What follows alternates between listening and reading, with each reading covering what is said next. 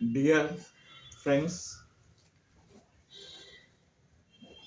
ప్రియమైనటువంటి ప్రజలారా, మీరు చింతించుచున్నారా? Thinking is injurious to health అని మనకు తెలుసా? మనము చింతించి మోరుడు ఎక్కువ మోరుడు తక్కువ చేయగలమా? ఆలోచించండి. మత్తయి సువార్త 6వ అధ్యాయం 27వ వచనము ఇలాగూ రాయబడి ఉంది. ఏమి తిందుమా, ఏమి త్రాగుదుమా అని మీ ప్రాణమును గూర్చి అయినను, ఏమి ధరించుకొందుమా అని మీ దేహమును గూర్చి అయినను చింతింపకుడి.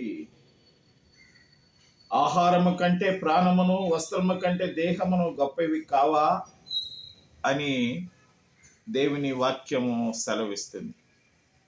ప్రియమైనటువంటి సహోదరులారా, మన చింతంతా ఏమి తిందుమా, ఏమి త్రాగుదమా, ఏమి ధరించుకుందామా అని చింతిస్తూ ఉంటాం, అంతే కదా? అందుకే దేవుడు అంటున్నాడు, మీరు చింతించవద్దు. ఎట్టి పరిస్థితులైనా మీ చింత యావత్తు నా పైన వేయండి. మీరు చింతించి మూరుడు ఎక్కువ చేసుకోగలరా? మూరుడు తక్కువ చేసుకోగలరా? చేసుకోలేరు.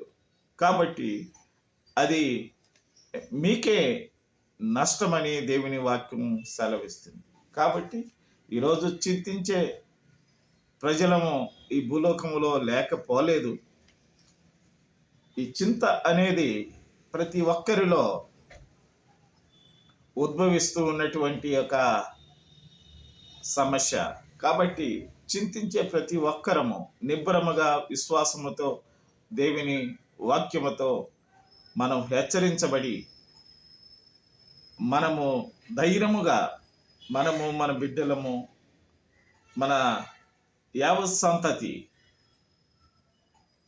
దేవుని యొక్క మాటలకు విధేయులమై ధైర్యం తెచ్చుకొని ఈ లోకములో మనము బ్రతకాలి.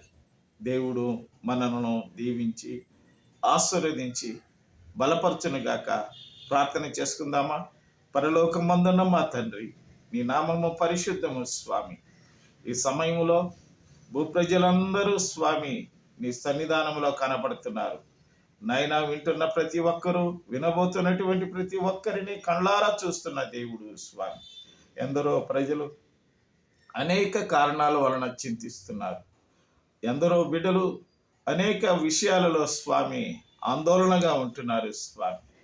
ప్రభువా, వారిని అంతా గమనిస్తున్నటువంటి దేవుడు, వారిని ఉద్దేశించి ఇప్పుడు నువ్వు హెచ్చరించినటువంటి నీ మాటల వలన ప్రతి ఒక్కరమ నిబ్బరమైనటువంటి గుండె కలిగి, నాయన నిబ్బరమైనటువంటి హృదయముతో స్వామి పాప పశ్చాత్తాపం కలిగినటువంటి వారమై, నాయన విశ్వాసులంగా, నీ బిడ్డలంగా స్వామి నీ మాటలు వినుటకు నీవిచ్చిన ఈ అవకాశం కొరకు నీకు వందనాలు, స్తోత్రాలు చెల్లిస్తున్నాను.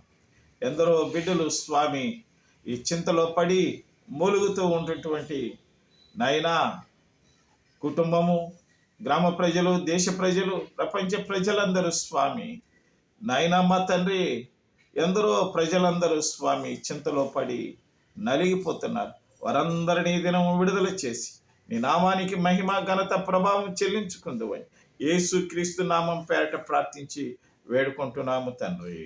ఆమేన్. మిమ్మల్ని దేవుడు దీవించునుగాక. మీ చింత యావత్తు